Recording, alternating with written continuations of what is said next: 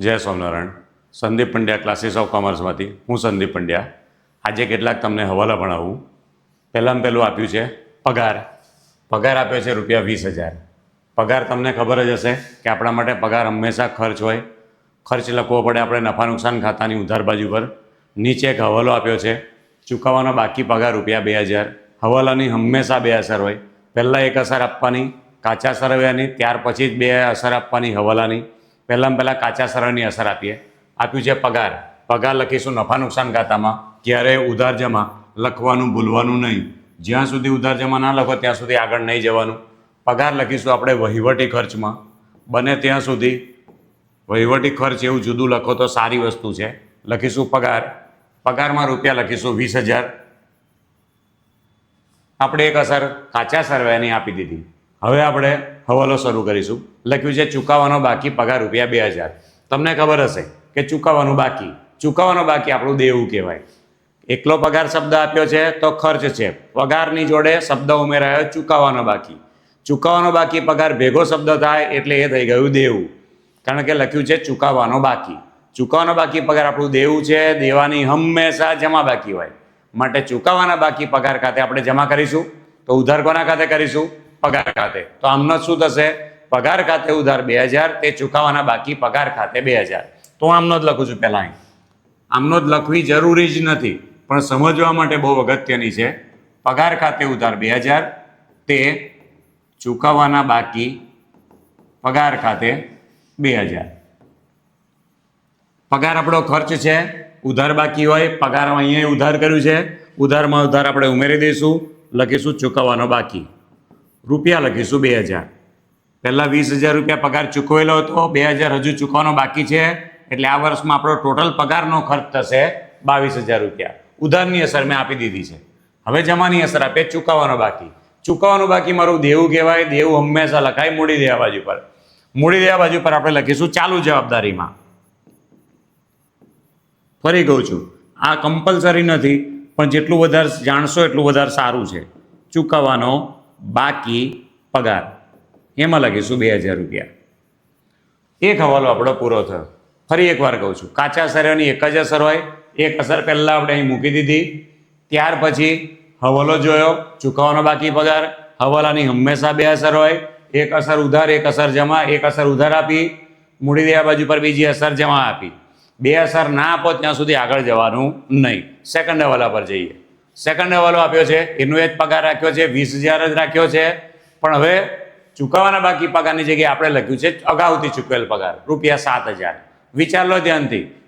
તરત ખબર ના પડે કે અગાઉથી ચૂકવેલ કોને કહેવાય. તો જ ઊંધું યાદ કરવાનું કે ચૂકવવાનું બાકી. મારે ચૂકવવાનું બાકી મારું દેવું કહેવાય. જો મારે ચૂકવવાનું બાકી મારું દેવું કહેવાય તો મેં જે પૈસા અગાઉથી ચૂકવ્યા છે, જેની સર્વિસ નથી આપી, એ મારા માટે અગાઉથી ચૂકવેલ છે. અગાઉથી ચૂકવેલ મારું લેણું કહેવાય.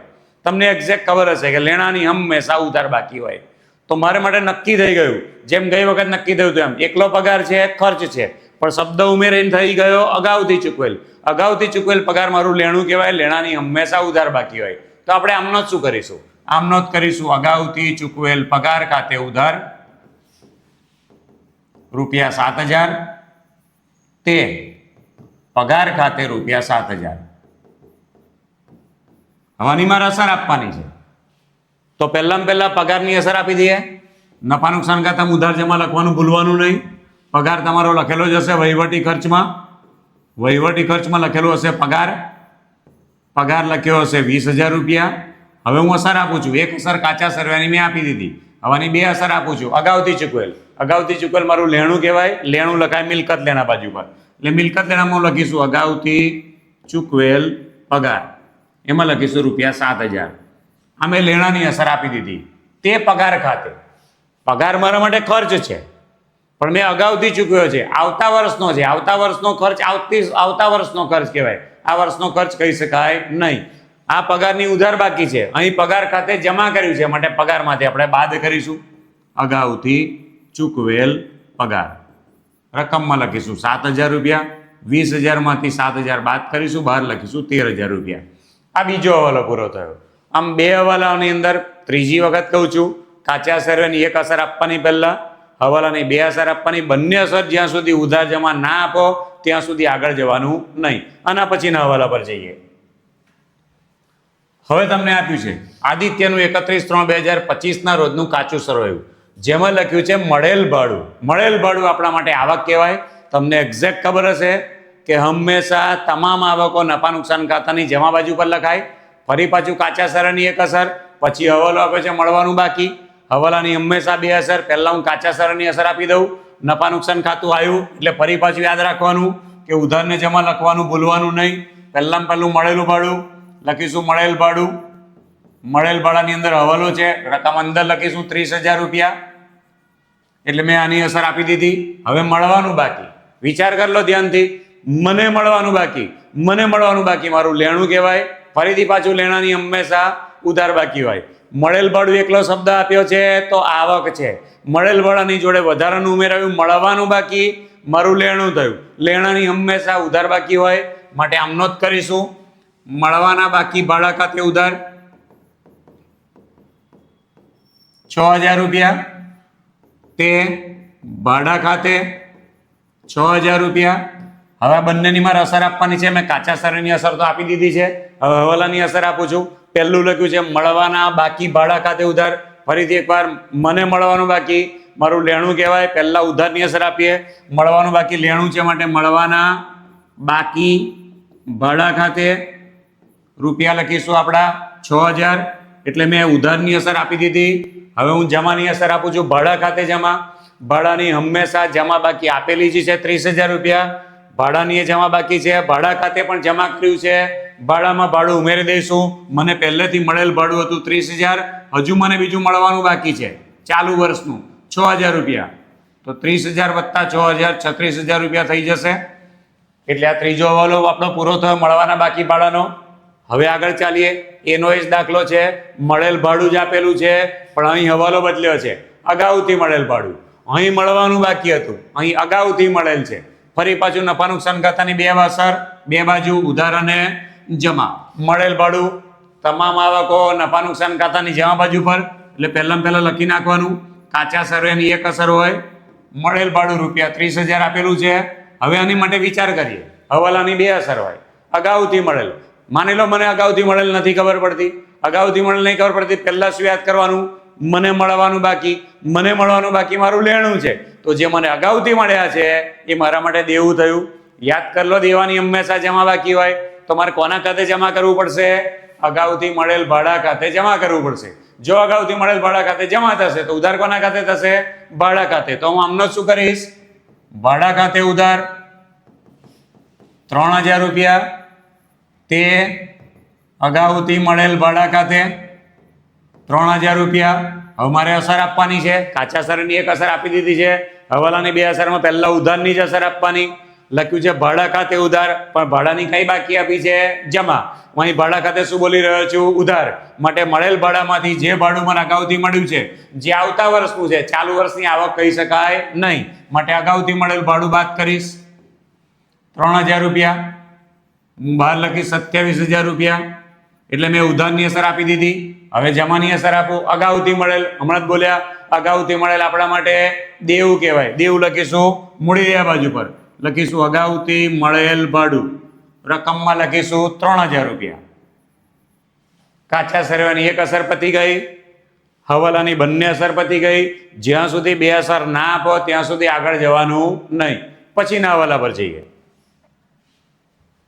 ચાલો, ઘણીવાર ગર્ભિત હવાલા તમને દાખલામાં આપ્યા હશે કે જેમાં સીધે સીધું નહીં કહ્યું હોય, પણ કાયમ માટે યાદ રાખો કે કૌંસમાં કોઈ પણ તારીખ આપી છે, ટકા આપ્યા છે, તો સમજી લેવાનું કે આ ગર્ભિત હવાલો છે. તમારે ગર્ભિત હવાલાને ધ્યાનથી સમજી લેવાનો. દાખલા તરીકે સંજયનું 31/3/2025 રોજનું કાચું સરવાયું, જેમાં પગાર આપ્યો છે 22,000 રૂપિયા. તમને એવું ખબર છે કે પગાર ખર્ચ છે. ફરી નફા નુકસાનની ઉધાર બાજુ, જમા બાજુ. પગાર આપણા માટે ખર્ચ છે. પગાર આપણો વહીવટી ખર્ચ છે. વહીવટી ખર્ચ એમાં આપ્યો છે પગાર. પગારના રૂપિયા લખ્યા છે 22,000 રૂપિયા. ધ્યાનથી સમજી લેજો. પણ કૌંસમાં કશું કહ્યું છે. કૌંસમાં કહ્યું છે ફેબ્રુઆરી 2025 સુધીનો. તમને યાદ જ હશે કે આપણું આખું વર્ષ 12 મહિનાનું હોય. 1/4 થી શરૂ થાય, 31/3 પતે. એટલે આપણું વર્ષ કયું થયું? 1/4/2024 થી 31/3/2025. મારે માર્ચ મહિના સુધીનો પગાર ચૂકવવો પડે. પણ મેં હજુ સુધી માત્ર ફેબ્રુઆરી 2025 સુધીનો જ પગાર ચૂકવ્યો છે.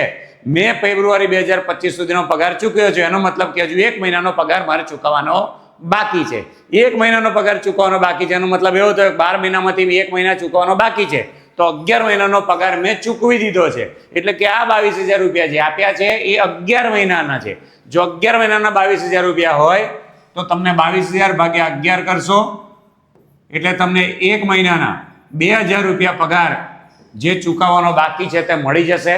હવે તમને ખબર પડી ગઈ કે હવાલો કેવી રીતે બન્યો. 22,000 રૂપિયા 11 મહિનાના હતા, ફેબ્રુઆરી માસ સુધીના હતા, તમારા માર્ચ માસ સુધીનો પગાર ચૂકવવાનો છે, 1 મહિનાનો પગાર હજુ ચૂકવવાનો બાકી છે. પહેલો જ હવાલો આપણે ભણ્યા હતા, ચૂકવવાનું બાકી. એકલો પગાર આપ્યો હોય તો ખર્ચ છે, જોડે ચૂકવવાનું બાકી કે તો ચૂકવવાનું બાકી મારું દેવું છે. ચૂકવવાનું બાકી મારા માટે દેવું છે, માટે દેવાની હંમેશા જમા બાકી હોય તો હું આમનો જ શું કરીશ, આમનો જ કરીશ. પગાર ખાતે ઉધાર 2,000 રૂપિયા તે ચૂકવવાના બાકી પગાર ખાતે 2,000 રૂપિયા હું આની અસર આપીશ. પગાર ખાતે ઉધાર છે, પગારની ઉધાર જ બાકી હોય, ઉધારમાં ઉધાર આપણે ઉમેરી દઈશું, વત્તા ચૂકવવાનો બાકી 2,000 રૂપિયા, બહાર આવશે 24,000 રૂપિયા. એટલે હવે 12 મહિનાનો પગાર થઈ ગયો આપણા માટે. હજુ ચૂકવવાના ભલે બાકી હોય પણ 12 મહિનાનો પગાર આપણે ચૂકવવો પડે. ઉધારની અસર આપી દીધી, હવે જમાની અસર, ચૂકવવાનો બાકી. ચૂકવવાનું બાકી મારું દેવું છે, મૂડી દેવા બાજુ લખીશું ચૂકવવાનો બાકી પગાર, રકમમાં લખીશું 2,000 રૂપિયા. આમ તમને ઘણીવાર સીધે સીધું ના આપ્યું હોય અને આવી રીતે જો કૌંસમાં કોઈ ફિગર આપી હોય, ટકા આપ્યા હોય, તારીખ આપી હોય તો કાયમ માટે યાદ રાખવાનું એકલો પગાર 22,000 આપી શકે એમ છે. એમણે કેમ આપ્યું ભાઈ ફેબ્રુઆરી 2025 સુધીનો? કારણ કે હજુ 1 મહિનાનો ચૂકવવાનો બાકી છે, જે તમને સીધે સીધો હવાલો આપ્યો નથી. હવાલો શોધવો પડે અને 2 અસર આપવી પડે. આગળના હવાલા પર જઈએ. ચાલો, સંગીતાના તારીખ 31/3/2025ના કાચા સરેમાંથી નીચેની બાકીઓ લેવામાં આવી છે. હમણાં જ આપણે જોયું કાચા સરેની હંમેશા એક અસર હોય. હવે દેવાદારોની વાત છે. દેવાદારો માટે ખાસ ધ્યાન રાખીશું. પાકું સરવૈયું એ ધંધાની સાચી આર્થિક સ્થિતિ દર્શાવે છે. સાચી આર્થિક સ્થિતિ દર્શાવવા માટે દેવાદારો પાસેથી 100% પૈસા મળવાના હોય એ રકમ જ બહાર લખી શકાય. માટે તો યાદ રાખી લો, 3 પ્રકારના લેણા છે. પહેલું લેણું છે ડૂબેલું લેણું, બીજું લેણું છે શકમંદ લેણું, ત્રીજું લેણું છે સદ્ધર લેણું. કાયમ માટે દેવાદારોમાંથી પહેલાં ડૂબેલું લેણું જેના પૈસા મળવાના જ નથી એ બાદ કરવા પડે. ત્યાર પછી શકમંદ લેણું જેના પૈસા કદાચ મળે ખરા ના મળે એ બાદ કરવા પડે. તો એને આધારે આપણને સદ્ધર દેવાદારો મળશે. જે સદ્ધર દેવાદારો પાકા સરેમાં બહાર આપણે લખીશું તો જ ધંધાની સાચી આર્થિક સ્થિતિ મળશે આપણને. તો આપણે શરૂઆત કરીએ. પહેલાં આપે છે દેવાદારો. દેવાદારો આપણે પાકા સરેમાં ચાલુ મિલકતોમાં લખીશું. પહેલું લખીશું ચાલુ મિલકતો. ચાલુ મિલકતોમાં લખીશું દેવાદારો. દેવાદારોની રકમ આપણને આપી છે 2,10,000. 2,10,000 લખી નાખ્યા. ફરી એકવાર કહું છું, કાચા સરેની એક જ અસર હોય. આગળ ચાલીએ ગલખાદ અનામત. પહેલાં આપ્યું છે ગલખાદ. ગલખાદ 8,500 આપી છે. ગલખાદ તમારે લખવાની છે. ગલખાદ એ ધંધાનું નુકસાન છે. નફા નુકસાન ખાતાની ઉધારને જમા બાજુ લખવાનું ભૂલવાનું નહીં. ગલખાદ એ ધંધાનું નુકસાન છે. નુકસાન હંમેશા નફા નુકસાન ખાતાની ઉધાર બાજુ પર લખાય. કારણ કે તમને ઉધાર જમાનો નિયમ યાદ છે, ખર્ચ નુકસાન ખાતે ઉધાર કરો. તો ગલખાદ છે ગલખાદના ફોર્મેટમાં લખવાની છે. માટે ગલખાદનું ફોર્મેટ થોડી જગ્યા લખીને લખું છું અન્ય ખર્ચ. અન્ય ખર્ચમાં પહેલાં હું ગલખાદનું ફોર્મેટ લખું છું. ગલખાદ જૂની વત્તા ગલખાદ નવી વત્તા ગલખાદ અનામત નવી બાદ ગલખાદ અનામત જૂની, જૂની નવી, નવી જૂની. યાદ રાખી લઈશું, જોડે બોલતા જજો એટલે તમને એક્ઝેક્ટ આવડે, ભૂલ પડે નહીં. કાચા સરેની એક જ અસર હોય. પહેલું આપી છે ગલખાદ 8,500 એટલે ગલખાદ જૂની થઈ 8,500 મેં એક અસર આપી દીધી. પછી આપી છે ગલખાદ અનામત, આ પણ કાચા સરેમાં આપી છે માટે એક અસર. આ ગલખાદ અનામત છે જૂની છે, ગલખાદ અનામત જૂની લખીશું 4,500 રૂપિયા એટલે એ પણ લખી નાખ્યા. હવે આવ્યું આપેલ વટાવ. આપેલ વટાવ ધ્યાનથી સમજો. આપેલ વટાવ એક ખર્ચ છે પણ વેચાણ વિતરણનો ખર્ચ છે. માટે વેચાણ વિતરણના હેડિંગની અંદર લખવાનું છે. જ્યારે વેચાણ વિતરણના હેડિંગમાં લખીએ ત્યારે એનું આખું ફોર્મેટ પણ વેચાણ વિતરણ ખર્ચમાં લખવું પડે. એટલે જ મેં ઉપર જગ્યા રાખી હતી. અન્ય ખર્ચની ઉપર લખીશું વેચાણ વિતરણનો ખર્ચ. એમાં લખીશું વટાવ જૂનો વત્તા વટાવ નવો વત્તા વટાવ અનામત નવું બાદ વટાવ અનામત જૂનું. જેટલી માહિતી આપી હોય એટલી પહેલાં કાચા સરવેની મૂકી દેવાની.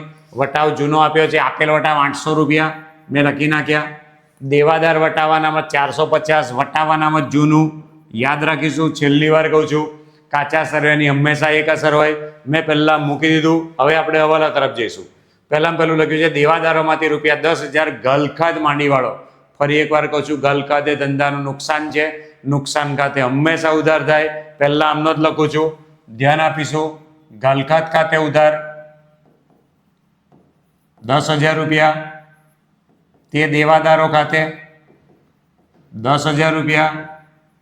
આ ગલખાદ નવી ગલખાદ છે, કારણ કે હવાલામાં આપી છે. પહેલાં ઉધારની અસર આપીશું. ગલખાદ ખાતે ઉધાર, ગલખાદની ઉધાર બાકી હોય, ગલખાદ નવી 10,000 રૂપિયા. એટલે હું લખું છું 10,000 રૂપિયા મેં ઉધારની અસર આપી દીધી. તે દેવાદારો ખાતે, દેવાદારો પાસે રૂપિયા લેવાના હોય એટલે લેણું હોય, લેણાની ઉધાર બાકી હોય, અહીં દેવાદારો ખાતે જમા બોલ્યા માટે દેવાદારોમાંથી ગલખાદ નવી બાદ કરી નાખીશું. પહેલાં 10,000 રૂપિયા રકમ અંદરની અંદર મૂકીશું, કારણ કે હજુ ઘણા હવાલા ગણવાના છે. રકમ થઈ ગઈ 2 લાખ રૂપિયા. યાદ રાખી લઈશું. પાકા સર્વેમાંથી માત્ર નવી ગલખાદ અનામત, નવું દેવાદાર વટાવ અનામત જ બાદ થાય. જૂનું કશું લખી શકાય નહીં. જૂનું બધું કાચા સર્વેની એક અસર આપી દીધી છે આપણે. આગળ ચાલે બંને અસર આપ્યા પછી. નંબર 2, દેવાદારો પર 10% ગલખાદ અનામતની જોગવાઈ કરો. પહેલું આ ડૂબેલું લેણું બાદ કરી નાખ્યું. હવે સકમંદ લેણું બાદ કરીએ છીએ. 10% ગલખાદ અનામત ગણવાની છે. તો હવે એવું જોવાનું કે હવે મારે જો દેવાદારો કેટલા રહ્યા? 2 લાખ. આ 2 લાખ 10,000 માંથી 10,000 તો મળવાના જ નથી. હવે 2 લાખ રહ્યા. 2 લાખના મારે 10% ગલખાદ અનામત સકમંદ લેણું છે. કદાચ પૈસા મળે ખરા, નાય મળે. મેં એમને તમને કહ્યું મારે માત્ર સદ્ધર લેણું બતાવવું છે. એ સંજોગોમાં 10% મારે જે ગણવાના એ 2 લાખના ગણવાના. ભૂલથી 2,10,000 ગણી નાખો નહીં. તો તમને ખબર છે કે 2 લાખના 10% 20,000 રૂપિયા થશે. કોઈ પણ અનામત યાદ રાખી લો, કોઈ પણ અનામત નફા નુકસાન ખાતામાંથી ઊભું થાય. એટલે પહેલી આમનો શું થશે? નફા નુકસાન ખાતે ઉધાર 20,000, તે ગલખાદ અનામત ખાતે 20,000. હું આમનો જ લખું છું. નફા નુકસાન ખાતે ઉધાર 20,000, તે ગલખાદ અનામત ખાતે 20,000 રૂપિયા. અસર આપી દઈએ. નફા નુકસાન ખાતાની ઉધાર બાજુ પર ગલખાદ અનામત છે. હવે આ ગલખાદ અનામત નવી છે જે 20,000 રૂપિયા છે. એટલે મેં ઉધારની અસર આપી દીધી. હવે જમાની અસર આપું છું. ફરી કહું છું, ગલખાદમાંથી દેવાદારોમાંથી પહેલાં ડૂબેલું લેણું બાદ કરી નાખ્યું. હવે સકમંદ લેણું બાદ કરીશું. એટલે બાદ ગલખાદ અનામત નવી રૂપિયા લખીશું 20,000. એટલે અંદર આવશે 1,80,000. 1,80,000 રહી ગયા. બંને અસર આપી દીધી. ઉધાર અસર, જમા અસર આપી દીધી. આનો સરવાળો કરી દેવાનો. 20,000 ને 10 30,800 એટલે 38,500. 38,500 માંથી 4,500 બાદ કરશો એટલે બહાર 34,000 રૂપિયા આવી જશે. રકમ બહાર મૂકવાની ભૂલવાની નહીં તો જ્યારે નફા નુકસાનનો ચોખ્ખો નફો શોધશો ત્યારે રકમનો જવાબ સાચો મળશે નહીં. છેલ્લા હવાલા પર જઈએ.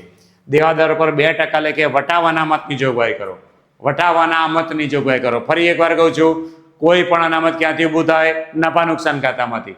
એટલે આમનો શું બોલીશું આપણે? નફા નુકસાન ખાતે ઉધાર, તે દેવાદાર વટાવ અનામત ખાતે કેટલા ટકા ગણવાના છે?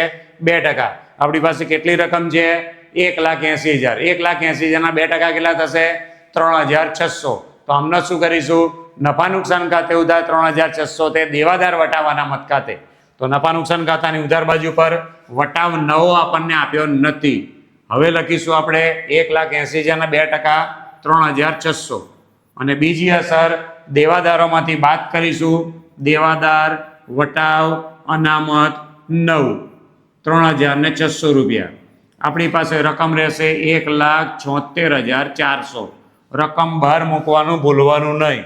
બને ત્યાં સુધી કેલ્ક્યુલેટર વાપરતા હો તો કેલ્ક્યુલેટરનો ઉપયોગ કરવાનો.